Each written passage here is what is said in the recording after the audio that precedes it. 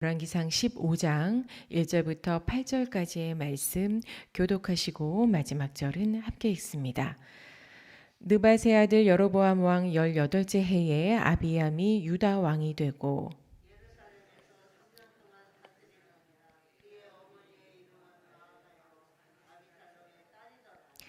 아비암이 그의 아버지가 이미 행한 모든 죄를 행하고 그의 마음이 그의 조상 다윗의 마음과 같지 아니하여 그의 하나님 여호와 앞에 온전하지 못하였으나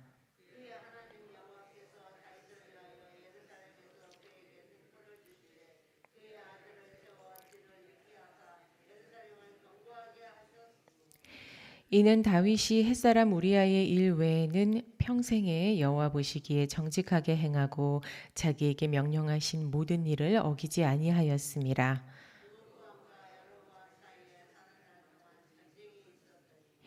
아비암과 여로보암 사이에도 전쟁이 있으니라. 아비암의 남은 사적과 그 행한 모든 일은 유다 왕 역대지략에 기록되지 아니하였느냐. 함께 읽습니다.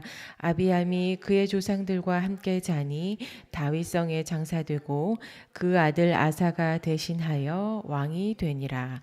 아멘. 사랑이신 하나님이라는 제목으로 말씀을 함께 나눕니다. 오늘 본문에 나온 왕의 이름은 아비암입니다. 아비암은 르호보암 왕의 아들이고 지금 다윗 왕이 죽은 지는 약 60년 정도 지난 시점입니다. 열왕기서는 열왕기라는 이름처럼 왕들에 대해 쭉 소개하면서 반드시 업적에 대한 평가도 함께 기록하고 있습니다. 기록을 위해 참고한 사료는 유다왕 역대지략이라고 수차례 밝히고 있어서 물론 사관이 녹아져 있기는 하지만 비교적 객관적인 소개와 평가라고 신뢰할 수 있습니다. 오늘 말씀에서 우리는 사랑이신 하나님을 만날 겁니다. 열왕기 기자가 정확한 사료를 근간으로 역사적 사실을 기록한 건 사실이지만 아주 객관적이고 냉정한 글의 중심에 사랑이신 하나님께서 서 계십니다.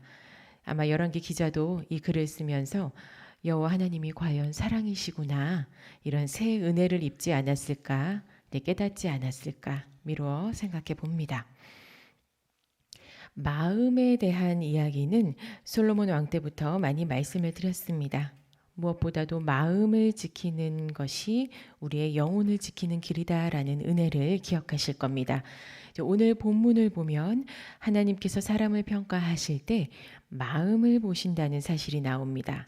3절에 아비암의 마음이 그의 조상 다윗의 마음과 같지 아니하며 그의 하나님 여호와 앞에 온전하지 못하였으나 어떤 잘못을 해서 이런 결과를 가져왔다라고 먼저 말씀하지 않으시고 하나님 앞에 그 마음이 온전하지 못했다라고 먼저 평가하십니다. 마음을 먼저 보십니다.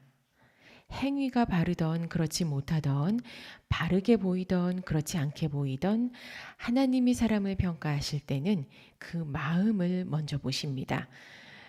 그런데 이때 평가의 기준이 되는 마음이 다윗의 마음입니다. 사실 하나님께서 너의 마음은 내 앞에서 옳다 혹은 너의 마음이 옳지 못하다 이렇게 간단하게 말씀하셔도 우리에게는 충분합니다. 이제 하나님이시니까요. 그런데 꼭 열왕기서, 역대기서 또 성경의 다른 책들에서도 보면 하나님은 다윗의 마음을 기준 삼으셔서 판단하시고 우리에게 다윗의 마음으로 꼭 말씀을 하십니다. 다윗의 마음과 같지 않다. 다윗의 마음을 따르다. 마치 다윗의 마음이 사람을 막 창조하셨을 때 가장 깨끗하고 순결했던 첫 마음인 것처럼 계속해서 다윗의 마음이라는 잣대를 우리에게 보여주십니다. 이제 분명한 건 하나님께서 평가하실 때 다윗의 마음과 반대되는 모든 마음을 온전하지 못한 마음이라고 일갈하신다는 겁니다. 마치 이 세상에 딱 두 가지 마음이 있는 것과 같이 지금 말씀하고 계세요. 다윗의 마음과 그렇지 못한 나머지 마음. 나머지 마음은 결국에는 다 부족한 마음이라는 뜻입니다. 예전에 성경을 볼 때는 살아생전의 업적을 쭉 보고 마지막에 성경이 내리는 평가가 결과이기 때문에 이제 그 점을 굉장히 중요하다고 생각했던 적이 있습니다. 이제 물론 하나님 앞에 한 인생에 대한 그 평가는 심판대 위에서 내려지는 평가이기 때문에 중요한 건 사실입니다. 이제 그런데 오늘 본문을 보면 하나님의 기준은 우리가 생각하는 심판의 기준과는 아주 다르다라는 것을 알 수 있습니다. 자, 하나님의 기준이 드러나 있는 부분들입니다. 먼저 1절에 유다 왕 아비암을 소개하는데 이스라엘 왕 여로보암 통치 시기와 함께 소개합니다. 이스라엘과 유다의 왕들을 이렇게 서로 이어서 설명하시는 이유는 다른 본문에서도 계속 그러시죠. 이제 두 분열 왕국이 사실은 하나라는 점을 계속해서 강조하시는 겁니다. 이 두 나라 사이에는 전쟁이 끊이지 않습니다. 하지만 하나님께서는 그 전쟁들 가운데에도 이들은 반드시 하나님의 한 백성이다라는 것을 우리에게 이제 우리가 잘 기억할 수 있도록 거의 모든 본문에서 이런 식의 설명을 하고 해주십니다. 자, 두 번째로 3절을 보면 아비암이 아버지 르호보암의 죄들을 그대로 답습해서 똑같이 자행했다고 합니다. 이제 르호보암의 죄는 우상 숭배와 백성들을 노역 등으로 학대한 것, 즉 돌보지 않은 것, 그리고 개인과 국가를 영적 물적으로 방탕하게 만든 죄인데 이 죄들을 아비암이 똑같이 누린 겁니다. 왕의 위치니까요. 그런데 하나님께서는 다윗과 맺은 언약을 생각하셔서 용서하시고 등불을 주셨다고 합니다. 등불은 대를 이어갈 아들이나 후사를 상징하는 말입니다. 결국 등불을 주셔서 아들을 주셔서 대를 잇게 하신다는 것은 이어지는 말씀 그대로 유다 예루살렘을 견고하게 하시는 하나님의 축복입니다. 죄를 저질렀는데 하나님은 축복으로 갚으셨습니다. 이제 물론 죄에 대한 형벌도 있습니다. 6절에 보면 르호보암과 여로보암 사이에 사는 날 동안 전쟁이 있었더니라고 나와 있습니다.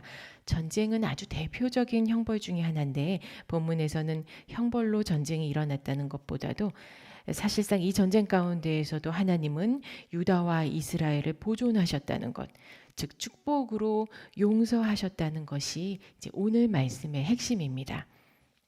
그리고 5절입니다. 왜 그렇게 다윗의 후손들을 용서하시고 지키셨느냐에 대한 답인데 바로 다윗이 정직했고 순종했기 때문이라고 합니다. 다윗이 정직했고 순종했기 때문에 그것도 평생에 정직했고 순종했기 때문에 내가 후손들의 죄도 용서하면서 또 나라를 보존시켰다라는 말씀입니다. 그런데 여기서 5절을 잘 한번 보세요. 다윗이 햇사람 우리아의 일 외에는 하고 정직했으며 나에게 순종했다. 이렇게 기록되어 있습니다. 햇사람 우리아의 일은 아시다시피 간음과 살인입니다. 특히 구약시대 때의 간음과 살인은 모세오경의 말씀들을 아시겠지만 간음과 살인죄에 대한 형벌은 사형입니다. 목숨은 목숨대로 갚고 목숨으로 갚고 간음은 가정의 생명을 끄는 것과 마찬가지이기 때문에 동일한 무게의 처벌을 받습니다. 이제 누구의 작은 물건을 훔친 정도의 이 경범죄는 사실 지금도 요즘 시대 때도 이제 훈방으로 이거는 이제 조치가 가능하지 않습니까? 이제 누구의 뭐 그런 작은 죄들은 서로가 이제 합의하에 용서도 이제 가능합니다. 사실 이런 점이 다윗 시대 때도 긍휼에 근거한 처벌이 있지 않았을까 이제 그런 생각도 해봅니다. 작은 일에 대한 건 계명보다도 서로 간의 용서로 해결이 그 시대 때도 가능했을 겁니다. 그런데 다윗이 햇사람 우리아의 일 외에는 평생에 정직했고 순종했다. 만약에 아무 내용을 모르는 상태에서 이 구절을 읽었다면 햇사람 우리아의 일이 간단한 경범죄였나 아마 이제 이렇게 느끼실 수 있을 거예요. 모르고 읽으시는 분들은 이제 말의 표현이 그렇기 때문이에요. 그런데 아니거든요. 죽음이라는 형벌로 사형으로 갚아야 할 만큼 큰 죄인데 하나님께서는 지금 본문에 우리아의 일 외에는 정직했다라고 그 큰 죄를 덮고 가십니다. 이거는 덮어주시는 말씀이에요. 이제 용서받을 수 없는 큰 죄를 하나님께서 덮어주셨습니다. 하나님의 사랑으로 덮어주신 거예요. 하나님이라는 그 신의 존재가 그 일을 봤을 때는 그게 그다지 큰 일이 아니어서 하나님께서 이거를 덮어주시고 넘겨주셨을까요? 더 위대한 일을 하시기 위해서 이렇게 책장 넘기듯이 간단히 다윗은 큰 일을 해야 되니까 내가 이거를 얼른 용서해 줘야 되겠다 해서 책장 넘기듯이 얼른 그 죄를 간단히 그렇게 넘기셨을까? 우리가 이제 그런 생각도 해보지만 오히려 사람보다 하나님에게 이게 더 큰 죄입니다. 하나님은 무오하시고 완전한 거룩이시기 때문에 인간이라는 흠이 있는 존재가 하나님 앞에 감히 나아갈 수도 없는 게 사실입니다. 그래서 큰 죄든 작은 죄든 우리가 죄의 무게는 똑같다라고 말하는 이유는 하나님이라는 분 앞에서 죄라는 거는 다 똑같은 경범죄든 살인죄든 어떤 죄든 똑같은 무게로 하나님 앞에서는 다뤄지기 때문에 하나님 앞에서는 큰 죄 작은 죄가 없다 이렇게 이제 우리가 얘기를 하는 거예요.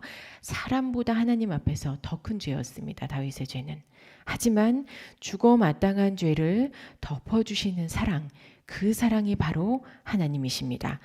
이제 우리가 하나님은 위대하시다라고 말할 때 위대함이라는 건 천지를 창조하시고 천지를 다스리시는 그 장엄한 능력의 위대함만 있는 게 아닙니다. 도저히 용서받을 수 없는 죄라 할지라도 그 일 이외에는 이 사람은 정직하고 순종했던 내 자녀다라고 덮어주시는 위대함. 여기서 우리 하나님의 위대함을 깨닫는 거고 하나님의 은혜라는 게 뭔지 깨달아서 그렇게 하루를 살고 또 어찌됐던 부족해도 그 하루를 하나님 앞에 보여드리면서 더 큰 사랑을 부어달라고 그리고 도와달라고 우리가 간구할 수 있는 겁니다. 다윗도 이 점을 알았을 겁니다. 다윗의 마음과 같아서 이 다윗의 마음은 오직 하나님만을 향한 신실한 마음입니다. 자기가 아무리 왕이지만 이 큰 죄를 지어서 하나님 앞에 얼굴을 들 수 없는 존재라는 걸 마음이 온전하지 못하다는 걸 충분히 다윗도 알고 있었을 겁니다. 이 다윗의 죄가 무엇이냐고 물어본다면 간음과 살인죄를 넘어서 사실 정직과 순종을 지키지 못한 죄라고 말할 수 있습니다. 그런데 자꾸 본문은 오늘 하나님은 다윗이 정직했다. 다윗이 나한테 순종했다. 계속 이 말씀을 하시고 또 성경 어디에서도 이 말씀을 계속해서 반복하세요. 이게 마치 이제 컵에 물이라면 다윗의 컵에는 정직이라는 물도 반밖에 안 담겨 있는 거고 순종이라는 물도 반밖에 안 담겨 있는 겁니다. 그런데 하나님은 자꾸 우리에게 이 두 컵에 정직의 물과 순종의 물이 다윗의 두 컵에는 가득 차 있다. 자꾸 우리한테 그렇게 말씀을 해주세요. 그게 내 종 다윗의 인생이었고 그게 다윗의 신앙이었다라고 우리에게 자꾸 자랑을 하십니다. 하나님께서. 자, 보세요. 온전한 정직과 온전한 순종은 원래는 사람에게 존재할 수 없습니다. 그런데 자꾸 하나님은 다윗의 정직과 다윗의 순종을 따르라고 하시죠. 그렇게 다윗과 같아야 한다고 말씀하십니다. 그러면 컵들의 나머지 물은 어떻게 채워지는 건지 우리가 알 수 있습니다. 오늘 본문에서 햇사람 우리아의 일 외에는 이라고 이렇게 따뜻하게 말씀하시는 하나님의 사랑으로만 채울 수 있습니다. 이거는 하나님만이 하실 수 있는 일이에요. 그래서 하나님께서 다윗의 온전함을 직접 채우셔서 선포하시고 다윗 때문에 자식들을 대대로 용서하시고 지켜주신다는 것을 오늘 본문이 우리에게 말해줍니다. 계속해서 등불이 있습니다. 다윗의 후손은 후사가 이어집니다. 하나님께서 영원히 책임져 주신다는 뜻입니다. 영원히 책임져 주시는 다윗의 자손은 아비암뿐만이 아닙니다. 다윗의 자손 예수 그리스도와 또 저와 여러분입니다. 이제는 따로 떨어뜨려서 생각할 수도 없이 그리스도는 이미 우리 안에 계십니다. 그게 깨달아지면 내 순종이 시원찮아 보이고 내가 온 힘을 다해서 정직히 살아보려고 해도 부족함이 느껴질 때 다윗이 생각나고 아비암이 생각나고 예수 그리스도가 생각나고 결국은 사랑이신 하나님이 생각날 수밖에 없는 거예요. 이게 은혜고 이게 사랑이신 하나님입니다. 그럼 우리는 뭘 해야 할까?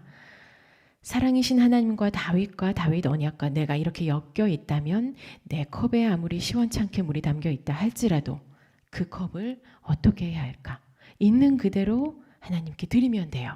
내가 어떻게 할 수 있는 것은 없어요. 결국에는 사람은 그 컵들을 못 채웁니다. 하나님만이 하시는 거예요. 그래야만 예수 그리스도 안에서 하나님의 사랑으로, 우리가 제일 많이 기도할 때 하는 말, 그리고 하나님 앞에 이렇게 우리를 내어드릴 때 가장 많이 하나님 앞에 나아갈 때 하는 말이 예수 그리스도 안에서 하나님의 사랑으로. 이게 이제 그 우리의 사랑을 표현하는 하나님께 드리는 말이 아니라, 이제는 아시겠지만 사실과 언약을 근거로 하나님 앞에서 기도로 나아갈 때 정확하게 하나님께 드리는 말씀입니다. 서로가 언약이 있고 서로가 예수 그리스도가 있기 때문에 이 말을 하나님 앞에서 할 수 있는 거예요. 예수 그리스도 안에서 하나님의 사랑으로, 예수 그리스도 안에서 하나님의 사랑으로. 평소에도 이 말씀을 계속 이렇게 한번 낮에도 그렇고 반복해 보세요. 예수 그리스도 안에서 하나님의 사랑으로, 예수 그리스도 안에서 하나님의 사랑으로. 문제가 있을 때도, 기쁠 때도, 이게 다 어디서부터 비롯된 것인가? 누가 해결하는 것인가? 예수 그리스도 안에서 하나님의 사랑으로. 예수 그리스도 안에서 하나님의 사랑으로 나머지 그 컵을 채우셔서 우리 인생을 다윗의 인생처럼 이끌어 가십니다. 하나님이 온 세상에다가 이렇게 말씀해 주십니다. 이런 일 외에는 평생에 내가 보기에 정직하게 행했고 내가 명령한 모든 일을 어기지 않은 내 자녀다. 모든 죄들은 이미 내가 다 덮었다. 이거를 온 세상에다가 하나님은 쉬지 않고 계속 말씀해 주세요. 무슨 일 이외에는 정직했고 순종했고 온전하다. 누가? 우리가. 내 자녀 이 사람이 온전한 사람이다. 항상 자랑해 주시고 대대로 자랑해 주십니다. 이게 우리가 늘 말하는 사랑의 하나님, 사랑이신 하나님입니다. 어떤 일이 있어도 어떤 죄가 있어도 그래도 항상 하나님 앞에 회개하고 돌이키고 또 부족해도 힘들어도 하나님의 사랑으로 살아보려고 하는 성도의 몸부림, 하나님께서 오늘 예수 그리스도 안에서 하나님의 사랑으로 괜찮아. 이런 죄가 있지만 내가 다 덮어서 너는 온전하다. 오늘 우리에게 다시 한번 그 은혜를 깨닫게 하십니다. 자, 하나님께서는 다윗의 죄를 용서하셨듯이 우리의 죄도 다 덮으시고 누가 뭐라고 해도 햇사람 우리아의 일 외에는 정직하게 순종했다라고 우리를 인정해 주십니다. 이건 하나님께서 사랑이시기 때문이에요. 부족한 건 하나님이 채우셔서 완전하게 하시고 우리의 인생뿐만 아니라 우리 자녀들의 인생까지도 책임지시겠다 해주신 언약이 있습니다. 다른 것 보지 마시고 그 사랑이신 하나님과 약속만 보시면서 오늘도 그 힘으로 온 하루를 승리하시는 우리 귀한 성도분들 되시기를 간절히 소원합니다. 오늘 하루도 승리하십니다. 자, 기도하시겠습니다.